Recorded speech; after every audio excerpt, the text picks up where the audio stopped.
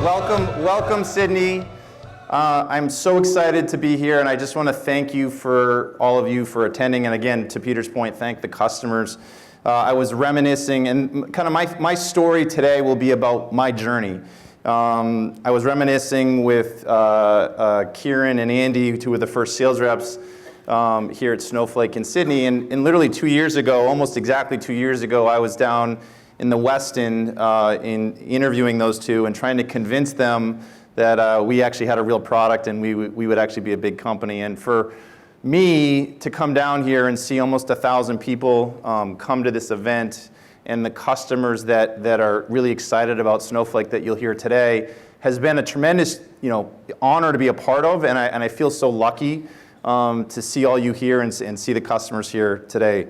Before I get into my story, I want to just quickly thank our partners. Without you, we wouldn't exist. And I can remember, when I first started 6 years ago, we had no business intelligence tool that would connect to us, or for that matter, even talk to us company.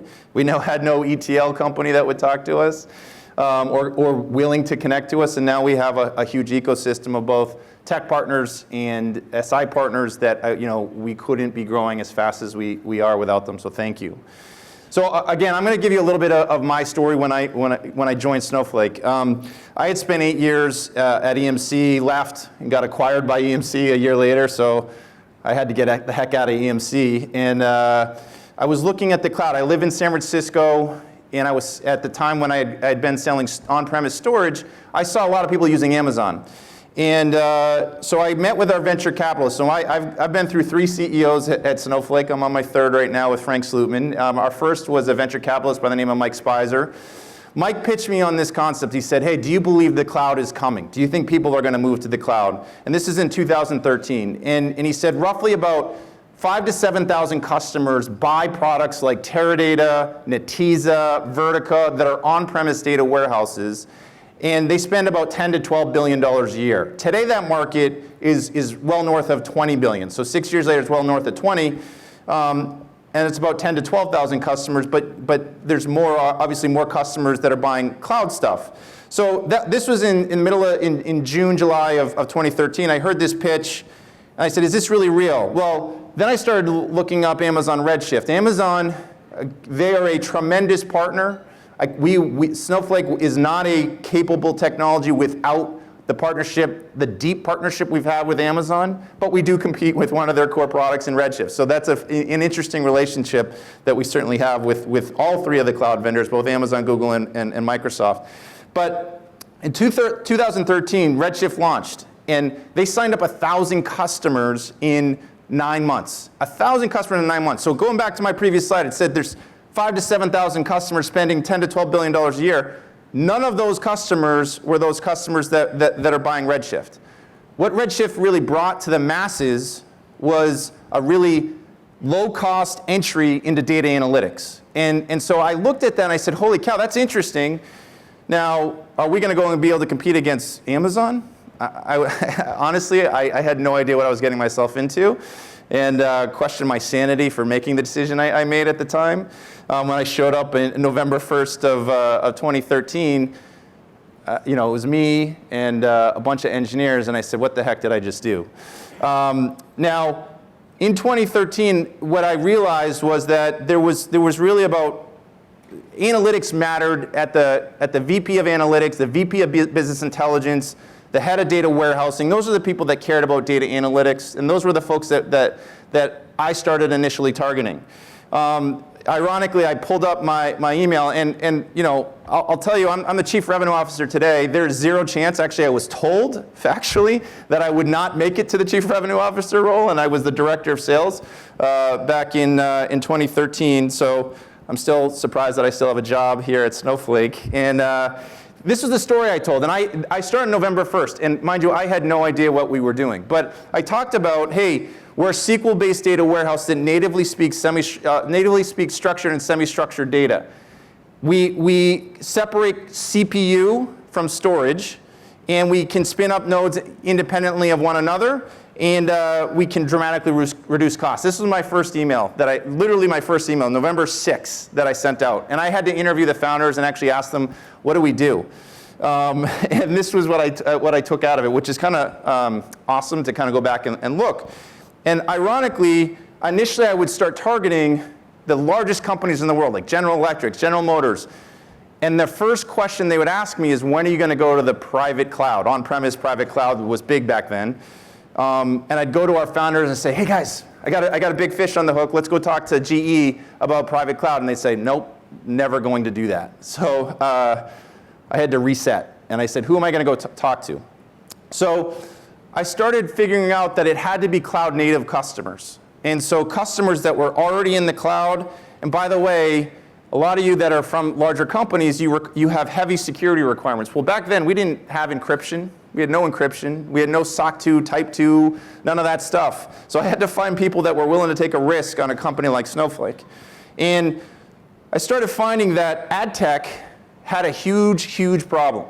They had petabytes of data, of semi-structured data, JSON, Avro, XML, Parquet, and they were dumping it into Hadoop. Hadoop was super slow to look at that data. They were transforming that via Hive or MapReduce and rolling that into their Netezza, their Teradata, their whatever. But they're spending a lot of money and a lot of time doing that. My very first customer that I ever talked to was Accordant Media, who's still a customer today. And they just started using it. And they found that they could take that JSON data and dump it directly into Snowflake and actually have their Tableau users quickly access that data. And that was hugely beneficial to them. The next one was, I remember walking into a WeWork, couldn't find this CTO of this company called White Ops. I was about to leave, and then I found him, Tamer, and who's now the CEO of White Ops, and they are now a multi-petabyte customer. They have a petabyte table of heavily nested JSON with Snowflake. So really it was cloud native customers that I was talking to. It was CTOs, it was VPs of engineering, but it was about doing massive scale analytics, and really what kept Snowflake alive was not our separation of storage compute. That architecture came into play later. It was our native support for semi-structured data, and I was talking to the founders of companies, and that was typically who was our buyers. Over the course, so that was in 2014. We actually signed up, I remember signing up Accordant in June of 2014, and our founders like, oh, we can gather so much data, it'll be so easy to build them. And I said, great, they're willing to pay us $14,000, which, by the way, that was the first paying customer, and the entire engineering team was thrilled with that. We got them to sign a contract, and we couldn't actually figure out how to bill them for 6 months. So we basically went almost a year without billing any customers, at least with me on the line. But again, it was still in 2014 and in 2015. It was still early adopter customers. It was customers that weren't necessarily cloud native, or sorry, weren't on premise and moving to the cloud. And what happened is that one of those ad tech companies that we sold to was a company called Exalate. Exalate got acquired by Nielsen, and Nielsen decided to make Snowflake the back end to Nielsen Marketing Cloud. And why that's relevant to us is that the CTO at Nielsen knew the SVP of data analytics at Nike, and he called up the SVP of data analytics, said, hey, I've got this annoying sales rep, Alex Biller in Seattle, calling me, and he's telling me that you are a big customer of Snowflake, and is this a real company? And he said, yeah, this is a real company, it's legit. So our big first enterprise kind of workload that we took on was at Nike, and I clearly remember we went in and they had one of the biggest, baddest Teradata boxes in the world, and they had a regression test where they had 100 concurrent query regression tests that they would take on that Teradata box, and every time they upgraded the code on the Teradata box, they want to make sure that the queries ran the same, the performance-wise. And they said, hey, Snowflake, for you to even have a chance to earn our business, you have to beat this Teradata box. And that was a daunting task. And we had just released a feature called Multi-Cluster Warehouse, which auto-scales out the warehouse. And we joke that $500 a Snowflake beat out a $10 million Teradata machine. Now, Nike is still a huge customer, and I think they're a customer at Teradata still as well. But they were our first entry into the enterprise space. And then Fast forward to today, we've got 3,000 customers. We're growing at 500 customers a quarter, and it's been an amazing journey. We spent 3 years, so our founders came from Oracle. They started building in 2012, and they made the decision when I interviewed them, when I showed up in day one and I said, tell me what's special about Snowflake and why you built Snowflake. They were very pessimistic on Hadoop, and this was when Hadoop was really, really hot. And they said they had been building Oracle Exadata. They had been building Oracle for years. They had PhDs in databases and parallel execution engines and optimizations. And they said they looked at the cloud as this appliance. And they said it has theoretical unlimited scale. And there is no way that the Hadoop or any on-premise technology can actually do what the cloud really is enabling it to do. So we want to build a database from scratch. So one of the first questions customers always asked me was, hey, what is this based off of? Are you based off of Redshift? No. We're based off of Java and C++. That we built a database from scratch. So it takes a long time, and still adding functionality, SQL functionality over the course of the years has been hey, this customer needs some sort of SQL functionality. We have an amazing SQL team, but yeah, that was part of the building process for us. We are growing quite rapidly. So we are now, if you any of those who have done a startup, I joined in Series A. So, when there was zero customers. In fact, they insinuated that Netflix was a customer, and at the time they were not. I was kind of lied to a little bit, but now Netflix is actually quite a significant customer of ours. And the neat part for us is the growth that we're seeing. We're seeing this globally. Our customers, where I was really focused on only cloud native customers, people that were already in the cloud. The number one topic of conversation I'm having is digital transformation and moving your on-premise workloads to the cloud. That is globally, wherever I go, that is the number one conversation I'm having. And our customers, what happened is, what's super neat about Snowflake and the economics of it is that you can spend $100 a month with Snowflake or $50 a month with Snowflake. That same product is the same product that can grow up to be your enterprise data warehouse, where we have customers that are spending millions of dollars a month, but they're getting tremendous value out of Snowflake. When I talk about rapid scale, one of my biggest problems for the first, I want to say 4 years, we had one global deployment in Amazon US West. And for those of you that aren't from the retail industry, you may not know, but the retail industry doesn't want to store any data or give any money to Amazon. So we had huge pressure from one of our largest customers, Nielsen, who sells a Nielsen Buy application, which they built their next generation application on top of Snowflake, but they needed to be on Azure because their largest customer is the largest retailer in the world, and they would not do business with them if it was on AWS. So we ported over to Azure, and we have really grown our Azure footprint, and we're super excited because when I go out and talk to customers and I talk to CIOs, they all say pretty much consistently the same thing, is they have a multi-cloud strategy. They want to pick one cloud first and do it really, really, really well, and then they do the next cloud. And then they'll have another option. So what's nice about Snowflake, and what turns out to be a really huge competitive differentiator for us is, hey, you can run Snowflake on AWS. You can run Snowflake on Azure. And by the way, we're in private preview now in the US on GCP. And oh, by the way, you can replicate that data across all three clouds on top of Snowflake. So what our customers do like is that we're not marrying you to any one set of hardware, and we can actually allow you to replicate your data globally.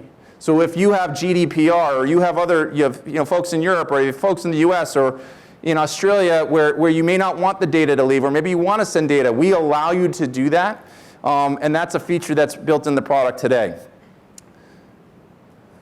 Within the Asia Pacific region, we started, as Peter said, 2 years ago when we started with AWS Sydney.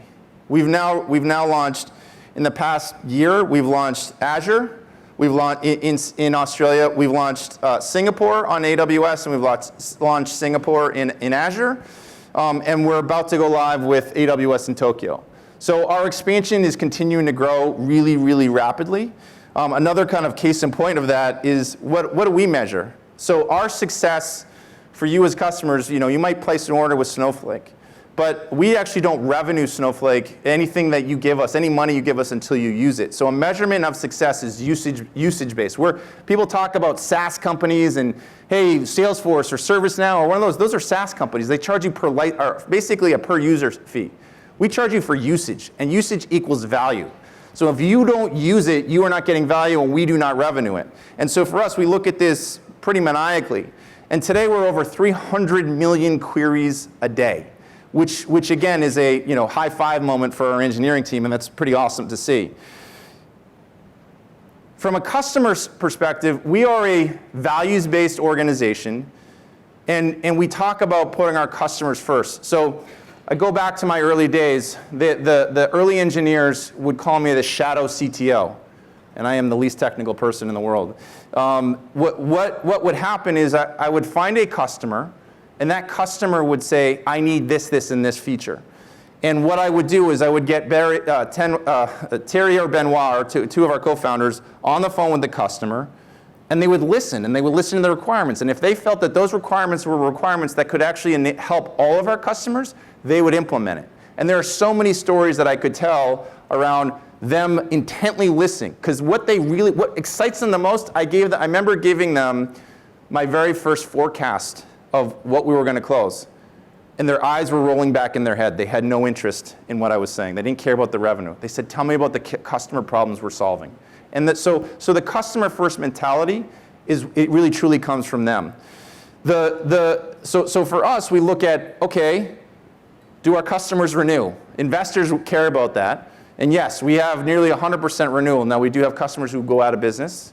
That does happen when you sell to especially early ad tech companies. Our expansion growth. So our customers, what's happened is we are very much a land and expand. What's nice about Snowflake is you do not have to. If you say, hey, I have a Teradata environment that I bought 6, 9, 12 months ago, we don't have to come in and replace your entire Teradata environment. Maybe we can't.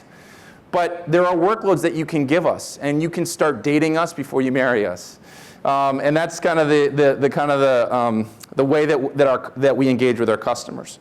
And what's super valuable for us is we want to measure our NPS score. So equivalent companies in our space that are well-liked products, like Peter was the Asia Pacific lead for NetApp. NetApp had a 27 point rating on NPS score, and they were a pretty well-liked company.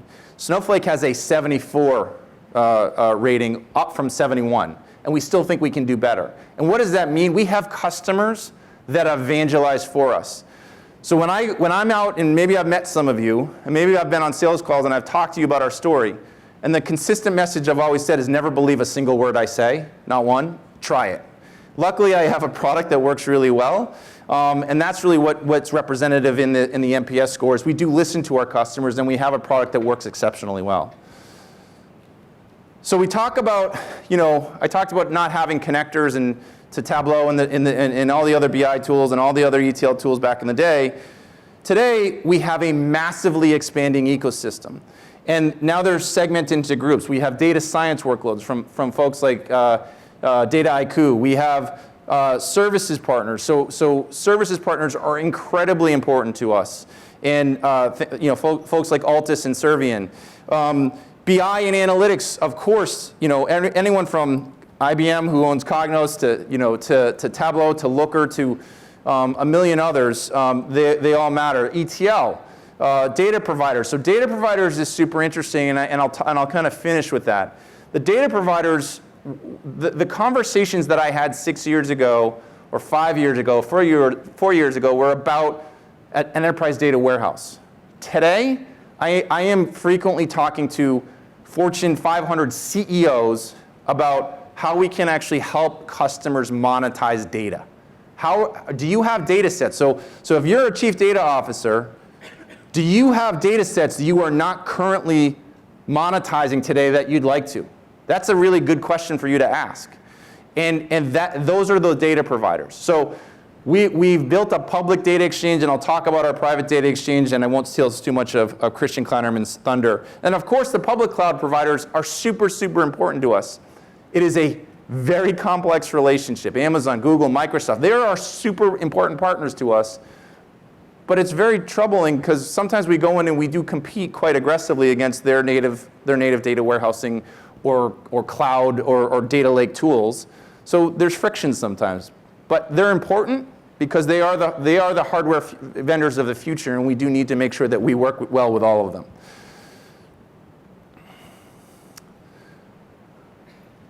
From our ecosystem, you know, the data providers, the SI providers, the cloud providers, this is, you know, what I would say to you as customers or prospective customers, if there aren't people that we actually work with, if you do not have integration with products, what you'll find from us is tell us. In fact, don't tell me, tell this guy Christian down in the front of the room, and he'll make sure it happens, because it's his responsibility.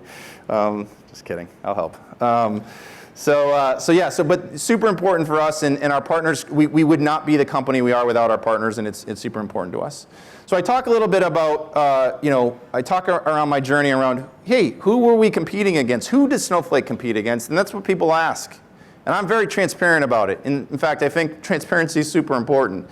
So initially, it was all cloud native tools. So it was, hey, we were on Amazon, so really all the time I was competing with Amazon Redshift. Even though Amazon is our back end, and it was Google now it's Google BigQuery, now it's SQL Azure Data Warehouse. Those are the tools that people typically pit us up against each other. But the thing that matters that in our customers is that they are going through these modernization exercises where they actually want to take Oracle, they want to take Teradata, they want to take Netezza. In fact, IBM did us a huge favor. I couldn't believe it. They end-of-life Netezza, which is crazy. And so they want to take those workloads and they want to move them to the cloud. And Snowflake, we are in the fortunate position that right now, and this comes across as arrogant, but right now we are in a position of strength to be one of the only platforms that can truly take these workloads into the cloud. And so that's why customers are choosing us. That's why at Micron Semiconductor, in 111 days, we fully migrated an on-premise Teradata workload, a massive Teradata workload into Snowflake with the help of our services team and our engineering team. Hadoop. So Hadoop was certainly a great technology. If the cloud didn't come along, that was a great alternative to the on-premise data warehouses. But now we find that many of our customers want to move their Cloudera, Hortonworks, whatever it is, MapR, into the cloud. Cisco is a great example of that. Cisco was a huge user of MapR. Of course, MapR basically went out of business, and they needed to move their workload to the cloud, and we partnered with Cisco to move their Hadoop environment to the cloud, and that is a huge amount of workloads for us. So when I say don't believe anything I say, try it out, really what I mean is, look, we built a cloud-native architecture. Cloud-native matters. When you take an on-premise system and you port it to the cloud, much like the entire industry has done, it doesn't work as well because it's not built for this theoretical, super hyper-elastic, hyper-scale environment. So our architecture really does matter. Having this massively scalable system, true separation of storage from compute and metadata. Those are things that really matter. And it allows for concurrency. I was in Chicago with Benoit, meeting with a customer, early days, who was Benoit's our founder, and I said, Benoit, this separation of storage compute, not many customers are having multiple clusters access the same data at the same time. It's all about the JSON stuff. And he looked at me and he said, Chris, you're stupid. I said, okay. You're right. And he said, and he actually showed me, he said, well, look, he goes, our average customer has 7 different clusters at any given time. And this was 4 years ago, at any given time. And now we have customers with over 200 different clusters. We have one customer that every Friday, they spin up 2,000 servers and load 150 terabytes of Parquet data every Friday over 4 hours and then drop those servers. So the separation of storage and compute, the independent compute nodes not competing for concurrency workloads with the BI users and the ETL users, that really matters, and that's why our architecture really does matter. So the neat part is, these slides we were talking about is like I want to talk about local customers, not the US-based customers, and it's great to see that we can say, hey, thank you to our friends at Domain and Puyan. around how they've adopted Snowflake. In every market, we need an instrumental customer to take the first leap. And the Domain folks were one of the first few customers in Australia that took the leap. And we really appreciate the partnership. They've helped us do a lot of marketing. They've been tremendous. And really, we've been helping them and partnering with them on scaling out their environments. From a scale perspective, the folks at Quantium, and you'll hear more from Florian later, again, awesome company to partner with. And they run roughly 5 million queries to date with 0 downtime. So never having to upgrade the system, never having to build indexes, never having to put in sort keys or update statistics. These are things that you have to do with every other data warehouse, but not Snowflake, which is super compelling. From a performance standpoint, we talk about data warehousing. So Thierry, our co-founder who runs the optimizer within Snowflake, he basically says, quote unquote, data warehousing equals performance. So we have to be performant. Now there are days and queries that we may not be performant on. But what you'll find from us, from an engagement perspective, is that if there are things that you raise to our attention that are catastrophic to you and making you not successful, we can turn it around. We upgrade our system every week. We do online upgrades. We never take the system down. So all of a sudden, you'll see the speed of innovation that we bring to our customers is magnificent. The folks at NIB have certainly had first-party experience of that. The elasticity, the example that I gave with a customer spinning up 2,000 servers. So look, even here in Australia, we have in under 2 years, we have petabyte scale customers here in Australia doing awesome things with ViloStream. And then from a concurrency standpoint, if you're a large enterprise, I would say that is the #1 pain point that we see with large enterprises is concurrent users. How many users? We have one customer that has something like, we replaced their on-premise Teradata system that they've shut down, and they had something like 5,000 concurrent users at any given time, over 200 different warehouses spun up in any different time. And that's really matters for us, and that's where we again partner with the folks at NIB. From an economics, we all know that your CFOs don't want to spend a lot of money, so cost matters, and the folks at Harmony and Miles, they really talk about us being a cost-effective solution that truly scales. And I won't take too much of Christian's thunder, but when I was, started 6 years ago, I wasn't, like I said, I was talking to CTOs, VPs of engineering. There weren't a lot of chief data officers back then. There weren't as many. At Cisco, for example, the chief data officer doesn't even report into IT anymore. The chief data officer got promoted and works directly for the chief operating officer, and who's our champion there. The chief data officer, they want to be the publisher of data for the entire enterprise. And so you go to our website today and we talk about a public data exchange. And we started listening to our customers and they started, well, hey, I don't want to make my data public, but I want to actually publish my data internally, and I want to have the gold data sets that if finance wants it or sales wants it or marketing wants it, that I can easily publish that gold data set that everyone is accessing the same data set. And so you'll start seeing, and Christian will talk more about the private data exchange and how we can help customers publish the right data out, how we can help customers monetize data. Those are huge pushes for us, and that is really a CEO level conversation that I'm having on a regular basis with customers. And we're super excited, and this is more of a deployment capability with Snowflake, but we expect over time 100% of our customers, they will start deploying not a data warehouse, but a private data exchange. And that's super exciting for us.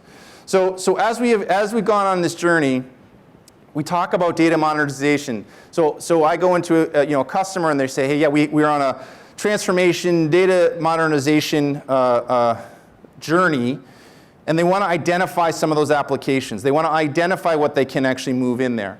We also know that data is king. Data is the new oil. When you're in front of when your CEOs are in front of their investors, their board of directors, accurate data is what they're judged on. How is the productivity of the company doing? Are we actually making money? Are we losing money? What are the products that are going to sell? Where do we see demand coming from? All these things matter. And then, like I said, the unique question that I would ask all of you to go ask internally is, are there data sets that you potentially would want to monetize that you are not monetizing today? And that's the data sharing. And that's really where we are seeing a huge momentum from our customer base, and we're helping customers truly monetize their data. So Denise, our chief marketing officer, she has in the U.S. you have the joke of Donald Trump wants to build walls, and so she has the tear down those walls, billboards, literally in San Francisco, which gets a good laugh. But really, we want to be able to help our customers break data barriers, and we want to partner with you. We want to listen to you. We want to understand where we are helping you and where we're failing you. We want to make you successful as customers, and we really do want to help you as organizations, break down those data barriers. So I'm super thankful for all of you attending today.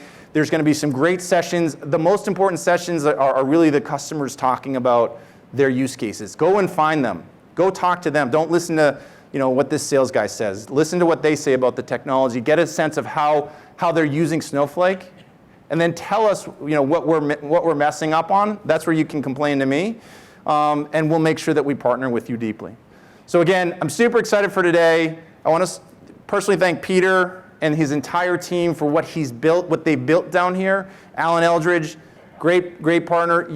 It's so exciting to see this many people in the room here in Sydney, and I couldn't be more excited about the opportunity to partner with you all going forward. So thank you, and look forward to the day.